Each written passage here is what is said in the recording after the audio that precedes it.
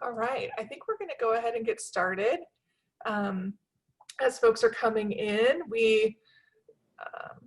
during the introduction, I think that'll be just fine, but wanted to welcome everybody here. Thank you so much for showing up today and to meet the team, hear about opportunities to connect and interact with each other a little bit and talk about priorities here. So thrilled to see you all.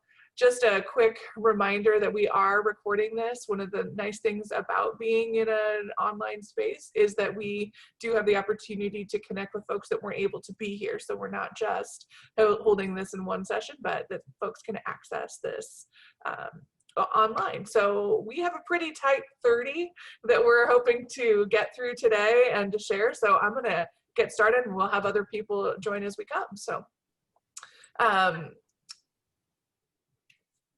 a lot of you have been to the open houses at the Service Learning Academy and with a lot of different activities and ways in which to engage. And I hope that today, despite us being in a virtual environment, you'll have the opportunity to do that as well.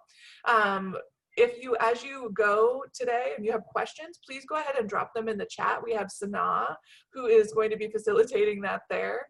So don't hesitate. We don't want to, somebody else has a question, comments, ideas, those kinds of things. The idea is that the first 30 minutes, we're going to be sharing some info. And then the last 30 minutes is opportunities for, additional feedback. But along the way, as you have questions, please let us know. We have some awesome GAs, as many as you are aware, that are going to be facilitating from a one-pager on a website. So Claire's going to be sharing that now, and then she's going to be linking to our content on our website. So, but we're also going to be dropping the links into the chat so that if you want to, you can jump onto those links and explore a little bit more on your own. Okay. So we're going to start off a little bit with meeting the team. So I'm going to first of all, introduce myself. I'm Julie Tierberger. I'm the Paul Sather Distinguished Director of the Service Learning Academy. My role is to really work with an amazing team of 22 to help provide opportunities to connect service learning here on campus, to innovate, to work on cross-campus collaborations, communication, strategic visioning, fundraising, etc. And I'll yield to my colleague Allegra. Hi, I'm Allegra Harden. I'm the Campus Compact AmeriCorps Vista here at the Service Learning Academy. In my role, I focus on building capacity for anti-poverty service learning. And after me, I have Angie. Hi, my name is Angie Cuevas, and I am the Service Learning Associate. I work with our P16 initiative, partnering with faculty members, P12 teachers, community partners, as well as working with our graduate assistants, which you'll be introduced to here shortly, to help to support the logistics of projects. And next, I think we have Kirsten. Good morning. I'm Kirsten Case-Fuller. I'm the Community Liaison with the Service Learning Academy. That means that one of the things that I do is I work really closely with the community on understanding their needs, but also work very closely with faculty on the development and implementation of your projects. So glad to see you all here today. Good morning, and thank you for being here. I'm Latrina Hall, and I am the P16 Initiative Coordinator in the Service Learning Academy. So I oversee our projects that include a P12 class, UNO class, and a community organization as a collaborative service learning experience. And so I work very closely with P12 teachers to think about how they can incorporate service learning into their curriculum, connect to their content and to what the students are learning. And I also provide project support, partner development, and anything that supports teachers in being able to tear down those four walls and bring their students' learning to life. Good morning, everyone. My name's Madeline Hagar. I use she, her pronouns. I'm the Whites Fellow in the Service Learning Academy, and my main responsibilities are providing logistical support for traditional projects, so UNO course and a community partner. I'm also involved in planning of signature events for the Academy, including Culture Fest and Showcase, and then kind of doing other special projects and initiatives as they come up. Hello, good morning. My name is Iria, and I am the Service Learning Academy Administrative Tech. Letting people in right now. That's an important role. Thank you. Yes. Thank you. Who's next? I think Annie is going to talk a little bit about the graduate students we have in our office. Awesome. So right now, let me just go ahead and, Annie, are you going to screen share? yes, share like our graduate assistant team. Thank you. I just wanted to undo my screen share for you. Thank you. All right, so can you see my screen right now? No. There we go. Yep. So my name is Annie, and let me just go ahead and introduce our graduate assistants in SLA team. So the graduate assistants play an integral role in supporting service learning projects. We represent various academic programs across the campus. We are the liaisons between faculty members and community partners. So right now, our graduate assistants, can you wave or put a thumbs up so folks know who you are? Awesome. So we have 12 GAs in our team. So first is Sana. Sana works on evaluation and assessment part, and the rest of us are providing program support. So we have Ali, Mustafa, Claire, Brianna Bray, Maria, Grace, Katie, Talia, Kelsey, and me, Annie. Good to see you all today. Awesome. Well, we couldn't do any of this work without our graduate assistants as well. So lovely to see everybody. And we wanted, that's one of the main goals that we had today, is just to give you a chance to meet our team so that you know who we can connect, who you can connect with, the areas of expertise that you might be able to think about, what opportunities you have in your classes, so that you know that there's resources connected to those. So I wanted to provide just a little bit of time today to contextualize the Service Learning Academy, where we're coming from, some of our own values, and how we kind of come into this space, and how the lens in which we operate. So as many of you know, because you've been teaching service learning courses for a long time, service learning is a lot about planting seeds. When we teach service learning courses, we're planting seeds in our students. We're building skills and abilities that maybe aren't, that are going to bloom a little bit later. And that's a lot about what we do in the Service Learning Academy. So we're always trying to keep that soil tilled, ready for the garden, ready for that seed to be planted. And our work is ever more important right now. We are living amidst a pandemic, and we're all online doing this work together. And so I think that service learning is an important point of that, an important part that we can create in an online space, this reason for doing this work, this engaging way in which students can connect the content to the community, and provide that another way to engage students in this remote and online space. I also think that as our world continues to struggle with social justice and equity, we need experiential learning experiences to develop these leaders that we know are going to be leading a diverse and inclusive community. And I think the Service Learning Academy is positioned and eager to fill that gap in partnership with all of our faculty, staff, administrators, community partners, and students, to reaffirm that we know our Mavericks are getting the experiences that are going to help lead in these roles. The community partners that we work with and we walk next to trust in our work. And I think that this has taken decades to develop and is the foundation for where real change is possible.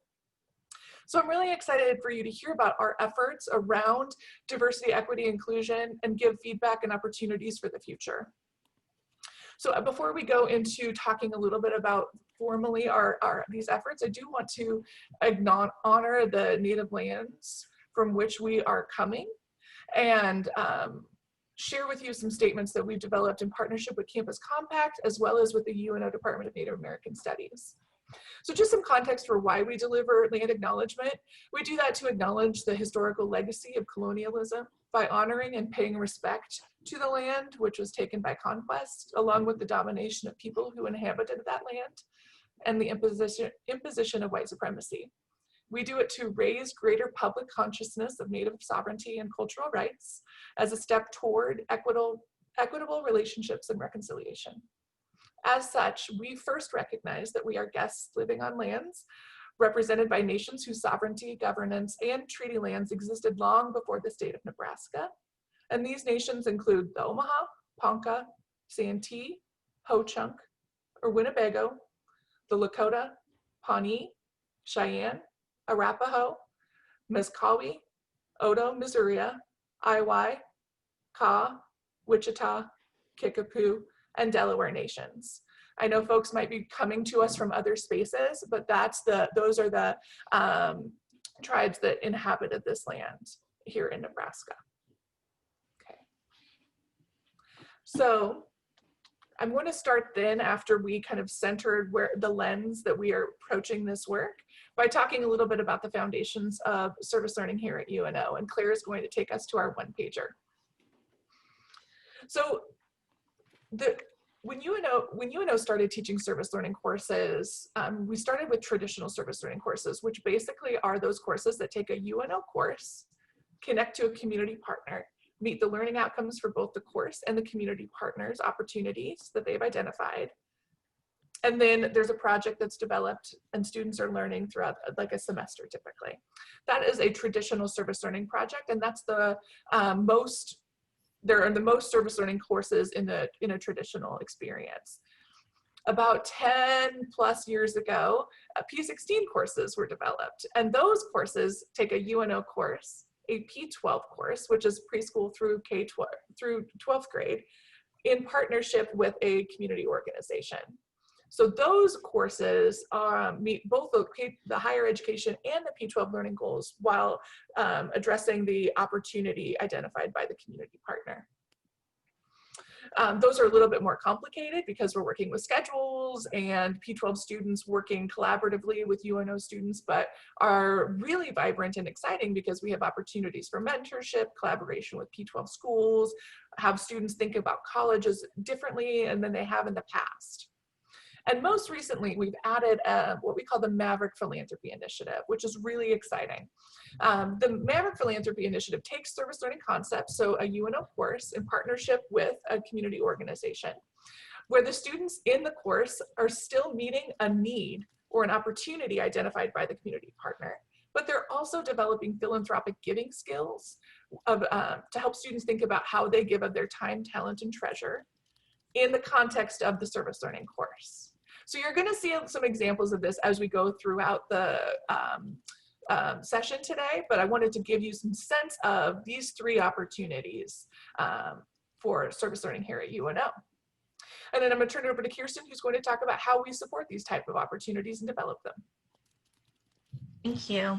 So there's many ways in which the Service Learning Academy provides support to faculty, community partners, and students in this work. And it really looks different for each person. So we want to meet you where you're at with your experience and your interests. And so we just want to share a few of those more formal opportunities that exist so that they're on their radar and you're aware of what support we can provide. But know that you may need something that we don't talk about today, and that's okay. Reach out to us and we're happy to explore that with you because our work is really customized around your work. So first of all, we've got a number of professional development opportunities that we provide. And so some of those are more formal in nature. Many of you have attended our summer seminar. So that's a week-long deep dive into service learning, those best practices and opportunities to connect with the community. But we also have not smaller, but we have opportunities that are more of that bite size. So Service Learning 101s are a great example, but we've also had trainings that dive into particular themes, whether it's around research and scholarship around service learning and community engaged work, to looking at best practices in working with our community partners, international service learning, And so we're always looking for opportunities to provide content that's really important to you. And so sometimes you'll see a new opportunity come out that is in response to what you're asking for. And so we also are providing really more of that one-on-one consultation to you. And so really sitting down with you and looking at what are your needs, where are you at in the process, and how do we help support your work moving forward. This can include as well as departmental meetings or trainings as well. And so there may be an interest within your unit or your college to dig deeper into some of the themes that are important to really robust, meaningful service learning. And so that's something that we could do, or even coming and just talking about service learning opportunities and how we can better connect with your area. We're really interested in also supporting that partner development. So we don't own your relationship with the community, but we want to help facilitate the connections. We want to help bring you together with meaningful partnerships that are relevant to the content that you're teaching and the type of projects that you want to work with the community on. And so we want to help bring you together with those folks, and also help support the development and implementation of those projects. And so that you've met our team today, so we're all here to wrap around your projects and support them. We have a lot of online resources that you may or may not be familiar with, and I want to make sure that you are aware of them, because obviously we've all made a big pivot to online service learning in the last academic year. And so last spring, we really all had this opportunity to really learn how to do this. And many of the projects did them quite quickly. So how do we pivot and create really meaningful opportunities that are online? And so we've got great examples online of what has already happened, but also resources that are available to you. So I would say that we are collectively together really learning how to do this well. Service learning continues. It's still very strong here at UNO. The commitment is strong, and we're not seeing a major change in faculty wanting to do this work and the creativity that's going into how to still have these meaningful projects in this online space. And so you're seeing some of those resources on the screen now. But also online, we have information about faculty support, conferences that are available that may be of interest to you, as well as publications as you're thinking about your research and scholarship that, again, may be of interest based off of the work that you're doing. And so we, again, are here to just support you where you're at in your journey with service learning here at UNO. And we're really excited to partner with you in that. But I'm going to turn this over to Latrina, and she's going to talk a little bit more about our P16 initiative.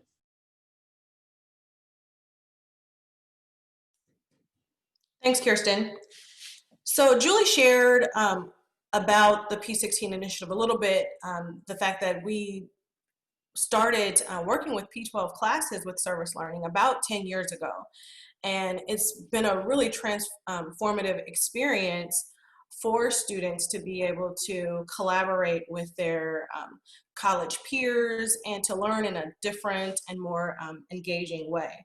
So thinking about the purpose of the P16 initiative, it really provided an opportunity to bridge the achievement gap, to provide ways to get students to attend classes more, because we have found over these several years that students are super excited to be able to participate in a service learning class project. And so when they do know that they're having service learning, they come to school more. So it has a great impact on attendance, engaging students in a unique way.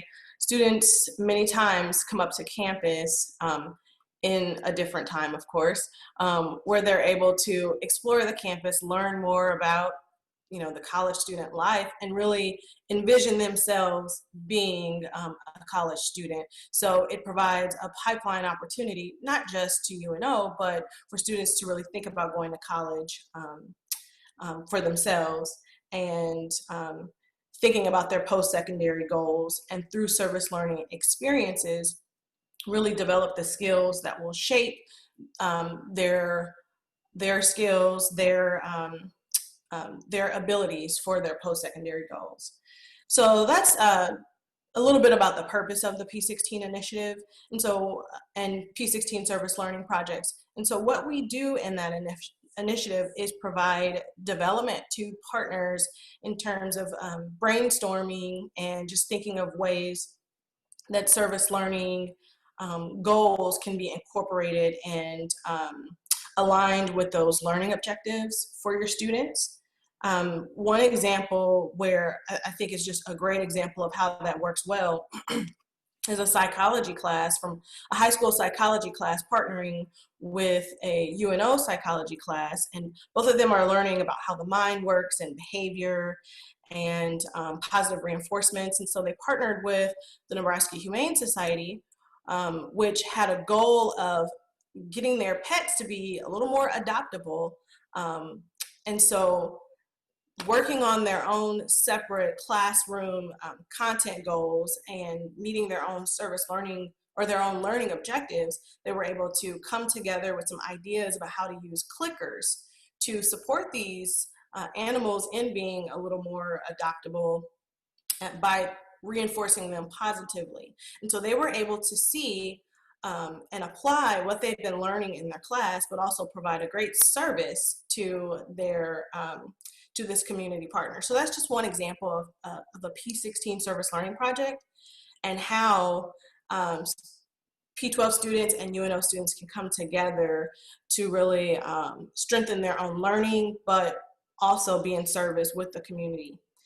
So you'll see on the screen, there's different ways that we provide support to faculty who, you know, if you feel like a P16 service learning project really makes sense, we provide these different types of support in order to help you to really think about how you can incorporate that P12 class into your project, providing service learning 101s, graduate assistant support, because we know, Julie mentioned earlier, with the timing of classes, you know, P12 classes not being the same as college classes, we can help you think through how it makes sense for you two to collaborate, for being able to come together right now in this remote and online space, thinking about the technology and the logistics to provide for an easy transition to an online service learning project with a P12 class. And so you'll see on this site, which the links are provided on those handouts that we'll provide you later, there are different ways that we can help you think through that and support you in developing a P16 service learning project. The Service Learning Academy had the opportunity to also go through an academic program review this year. And so we learned a lot from the internal and external folks that came together to help us learn what we needed to be thinking about for the next year. And many of you participated in that. We got feedback from all stakeholders. And one of the things that came out of that was a bit of a redesign in our Faculty Fellows program. So this year we're launching 2 new Faculty Fellows programs that have the opportunity to hopefully increase the bidirectional capacity and connections between the colleges and the big ideas in the Service Learning Academy, to increase those community engagement efforts and to serve kind of as peer facilitators to that work. What's important to note is that we can be very flexible and customize those opportunities with each of those either big ideas or the academic colleges. So there are 6 folks that we are working with the deans to identify through nominations in the colleges that would be college-specific folks to help to do this. And then there are 6 folks within the big ideas to help connect to each of those big ideas. So right now we are currently taking nominations. You can see a little bit on the page of more information about this, but we are taking nominations from big ideas leads and from deans about who might be good for these types of roles. So if folks are interested, reach out to your dean and definitely see if that's something that makes sense for you. It is meant to increase capacity for the college, and also does provide some stipend with that as well. And we have some special initiatives to highlight for you too.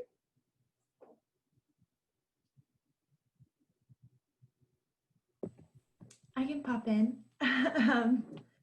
For the Maverick Philanthropy Initiative, I know that Julie mentioned it earlier, but this is, again, a really unique opportunity for students to connect their coursework to philanthropic giving. Something very unique about this is that it's a student-led initiative. So students really get to step into this leadership role and learn about the real-life impacts of giving in their community. So it's really a unique opportunity. They get to discover, vet, and select community organizations to work with. Also, they get to come together and decide how to distribute these funds. So like, again, I said, there's this big leadership role, a lot of critical thinking is involved. And they get to see how impactful it is, especially with COVID in the spring. We really got to have, students had unique responses to this opportunity because they got to see how much it matters when community organizations are spread thin, right, with their time and resources. So this is something that it's really unique opportunity for students to exercise that, or see how their time, talent, and treasure really matters in the community.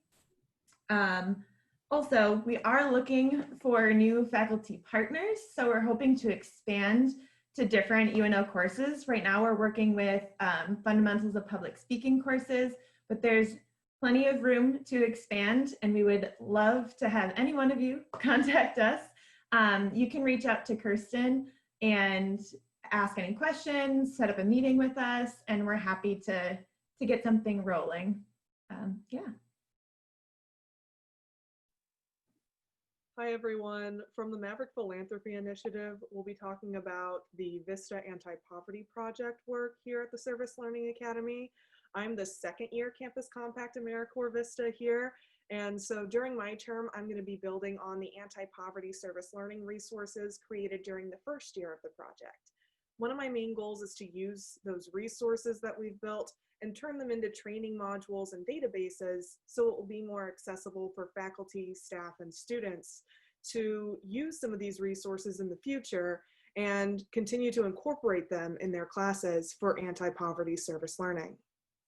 So we're going to check out our website and then browse some of the resources that we have available. And our website is a great resource to just kind of look around and see some of the materials that we have available that focuses on how we can address poverty in Omaha through service learning. So here on our webpage, we have so many resources, as you can see, linked down here below. But I want to bring your attention to one of the resources in particular, which is service learning, education, and poverty. We know that poverty is a very broad topic, so we like to be able to specify with some of the different topics that are related to poverty. One of them is education and its intersection with service learning. So when we look at this handout that we've built here, it gives some very specific information about poverty and education in Omaha. And it also provides some details about what service learning can do to kind of explore some of the ways that we can address poverty in Omaha through combining service learning with different educational resources that are available. So if you are interested in future listening sessions or research sharing or service learning project development related to this work, feel free to contact me via email for more information about anti-poverty service learning, and I invite you to continue to explore our webpage to see what other resources we have available for you. From here, we're going to transition into our Redlining Initiative. Thanks, Allegra. So another special initiative in our office is redlining. At a really high level, redlining is the discriminatory practice of denying services, typically financial ones like mortgages, to residents in certain areas based on their race or ethnicity. So redlining has had a profound and enduring impact in Omaha communities and is a priority area for our office. So currently for this year, we're focusing on developing more service learning projects and courses that have this intentional redlining focus. And so one of those is a larger multidisciplinary project that would seek to understand digital deserts in Omaha. And so what we know from the pandemic is that it's emphasized these disparities in access to technology and Wi-Fi. And so one of our goals this year is to identify faculty like all of you and community partners who could come together to identify the ways in which kind of technology and redlining are intersecting for Omaha communities, as well as think through potential solutions and then be working with community partners to kind of roll those out. And this would be a multi-term, potentially even multi-year project. And so right now we're just kind of looking for partners and thinking through what that could look like. And that project would be open to any discipline. So if you're interested in redlining and the Digital Deserts Project, you can reach out to myself, or if you're even just interested in learning more about how we can use redlining to address the history of redlining in Omaha, you should join us for our redlining share-out session on October 15th. We'll be talking more about how redlining can be used, how redlining and service learning can be used to address that historical disinvestment. And there will be more details about the session on our website soon. Claire is currently showing you kind of an article about a previous service learning project that we did that had a focus on redlining. And I think back to Kirsten now for microaggressions. Yes, thank you. So many of you had an opportunity over the last few years to attend a series of microaggressions in service learning training sessions that we had, and where we were exploring how might microaggressions and implicit bias show up in our work, and what are some strategies to address that. And so we're really excited to continue our partnership with the Center for Faculty Excellence in this work. And one of our goals for this year is to further develop this work in creating online modules for students. And this would be an opportunity to have these resources that you could plug into your courses that will really help students explore implicit bias and avoiding microaggressions in their service learning and community engaged work. And we're also looking at creating additional resources that would look at asset-based community development. And so these are things that we talk a lot about, and we will continue to do the trainings for faculty and staff around that. But we want to make sure that students also have access to this information and that they have a deeper understanding of these themes, and so that they can also be a part of really addressing these issues as as they may show up in the work that we're doing within the community. And so look for those resources in the months to come. But also, we're happy to work with you around and how we can address these issues as they may apply to the work that you're doing in the community, or with any special trainings that you may be looking for as well. And I think that I'm turning it back over to Julie now. Yes. So the last initiative we wanted to share briefly is the Community Engaged Scholar Transcript Designation. So at UNO, we have started this about a year ago. The pilot began, and we're still in, or about a semester ago, excuse me, but we're still in a pilot phase right now. We want to acknowledge the students that are doing really outstanding community engaged work, because we know that it sets them apart from being, from students in other institutions. And we want to honor the work that they've done and give them the appropriate credential that acknowledges the work that they have done. So for students to be eligible for this transcript designation, they need to have, as you can see here, they need to complete one community-based learning experience, practicum experience, internship, etc. 2 service learning courses, or up to 6 hours of service learning coursework, 3 of which can come in from another institution, complete 135 hours of volunteer service, and then complete reflections along the way. So Annabelle Abase is actually on this call and is the point person for this work. So we're going to drop her email in the chat, but know that this is where you can also reach that information. And we really want to make sure that we're pointing students towards this resource equitably and thoughtfully. We thank you all so much for joining us today for our virtual open house. At this time, we'd love to hear from all of you. So we'll be moving into some discussion questions, and you can feel free to answer the questions verbally, or if you want to, type your answers in the chat as well. Either way will be absolutely wonderful. So to kind of begin our discussion, what feedback do you have for us? Is there anything that we missed, or what other interests do you have?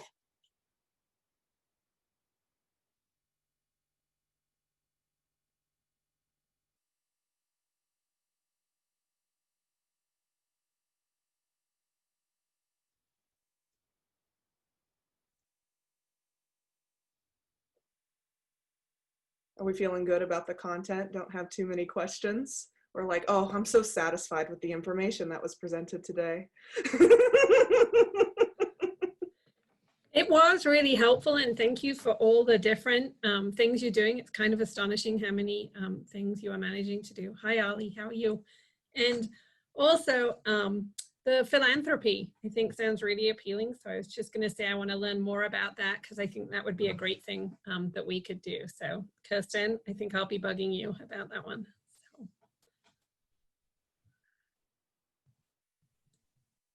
Can I ask too, I know that it got cut off a little bit, but the engaged scholar, Julie, you were starting to talk about that, and I know that there's a time thing, but is that, you said it's in a pilot phase. Do you know when it will be kind of implemented or what the kinks are, or can you talk to any of that?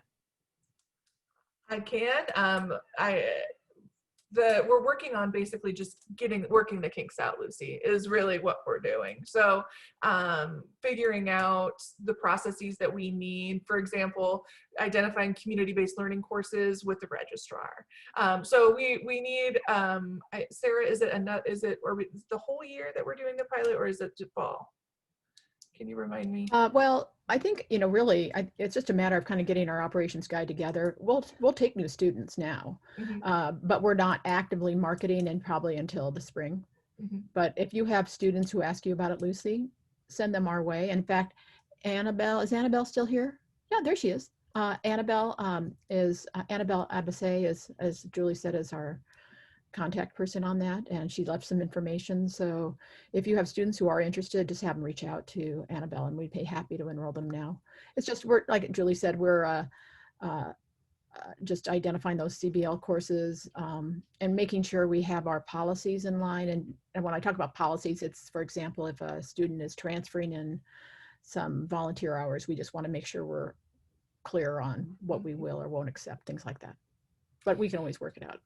And we have, I know I sent quite a few that way. Annabelle, I don't know if you have like a flyer or anything, but honor students are always ripe to do more. So. And we did graduate 2 students with the designation already, Lucy. So that's really cool. Good question. Thank you for that. Yeah, I think that was a great question, and it kind of jumps off into our next question that we have for you all, which is, what other questions do you have about faculty fellows, faculty support, or any of our special initiatives that we talked about today?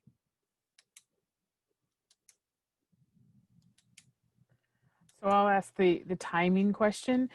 Given obviously all the changes that we're going through, what is like the best timeline to start developing service learning, and how might we encourage faculty, to think about what they might do for spring, or, has a timeline changed? Is it harder? Is it more complex? Obviously, maybe if you could speak a little bit to, just sort of a matter of how much time it might take to put together a service learning course, or, things like that, if that's changed.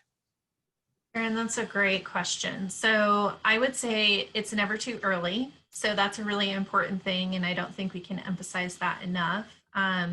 But we are definitely wanting to talk to faculty that are thinking about service learning for spring and beyond. And so we're really fortunate that we've got just amazing faculty that are really on top of things right now, even though we're all juggling a lot of new things at the moment. So I think that it's helping everybody think ahead a little bit more than maybe we have in the past. And so partners are eager and excited to work with us, but we also have to really understand and respect the fact that they're dealing with a lot as well. And so the more time that we have, the easier it is for us to really collaborate with the community and to really think through how to make this a great project.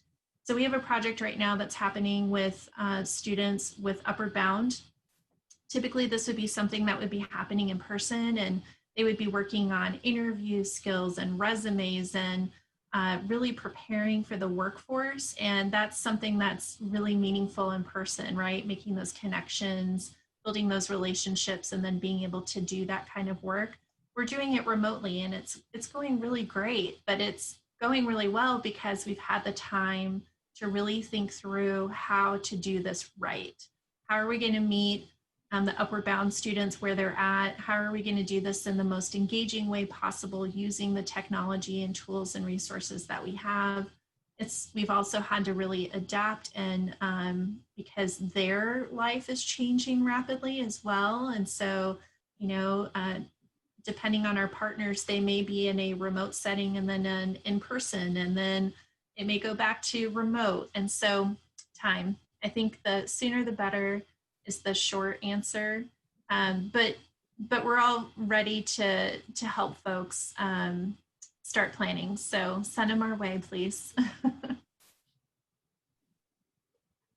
That was a great question, Karen. Are there any other questions that we have about any of the other topics that we covered today?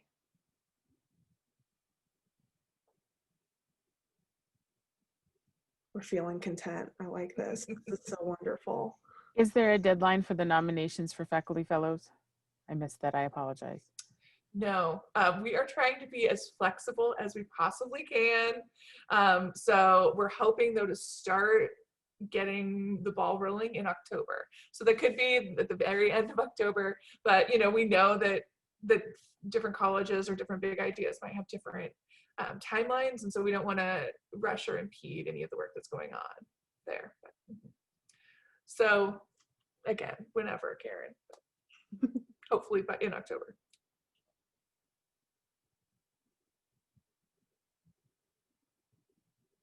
That's wonderful. So if we don't have other questions, and again, feel free to use the chat if you're like, I don't want to speak today. That is completely wonderful. That's okay. So we can just always put things in the chat as well. But another question that we had for you all was, how could you promote service learning within your college or within your department? This could just be kind of like a brainstorming session or just some thoughts that you have on that topic.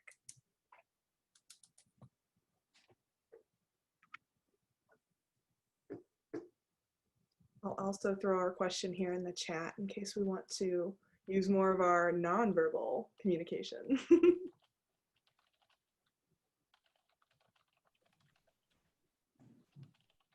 I already do. Julie knows that. And I'm lucky because I get these great faculty who come in and say they want to do it. So I think I'm very bad about noting the course as having a service learning component. I think I'm really bad at that.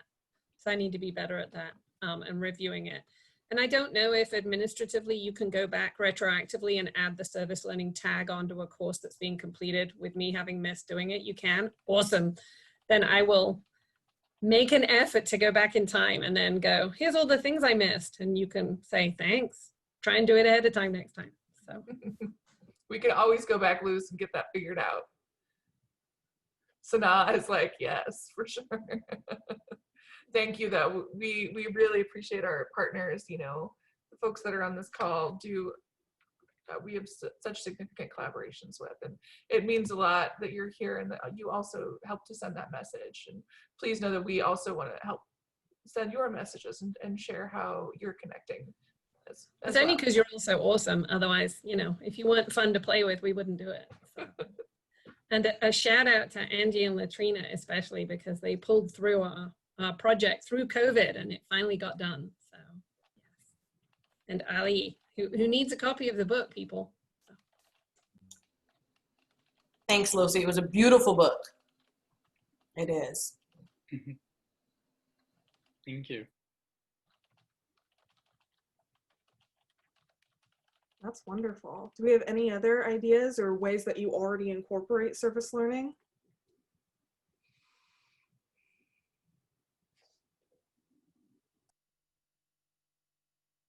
Well, one other question that we had was, how could you actually incorporate service learning or promote service learning within your individual classes? So, you know, we can talk about college and department, which is a little bit more big picture, but how could you do it more specifically in the classes that you interact with?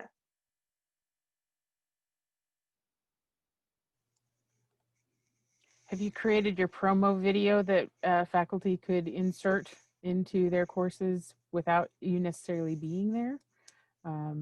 You know, maybe addressing what students might be. I think of the Maverick Minute, and you're welcome to use, you know, different music, of course.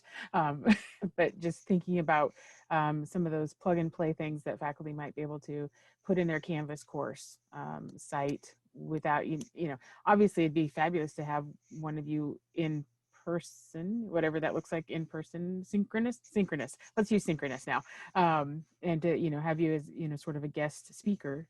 But if there would be a different way to do that with a, you know, a human being presence would be good.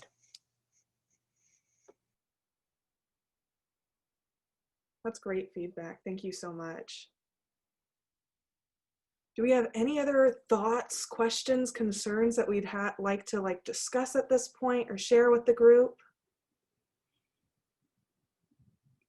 Kyle said do a commercial Oh, that they could share with their 100 teacher staff meetings. these are fantastic ideas. That's a great one. Our grad students would have a blast with that. See a little twinkle in their eye. Thank you so much, Kyle. That's a wonderful idea. Well, from there, is there anything else anyone on staff would like to say? Nope, we're all content in this world. I love Thanks it. for being here. Your partnership means a lot. We appreciate everyone. And thanks to the team for coming together to make this all happen. You know, we have all the information on how to reach us. So if you don't know how to do that, you know, come to our website. We're all there as well. And we will be emailing you out the one-pager with the links so that you have those available to you, as well as a one-pager about the Maverick Philanthropy Initiative to give you a little bit more information. Well, if nothing else, we want to just thank you again so much for joining us today for our virtual open house and spending this time with us. We appreciate all of your support and your interest in service learning here. And we encourage you to check out our website and come and visit us and contact us in the future. Thanks, everyone. Thanks.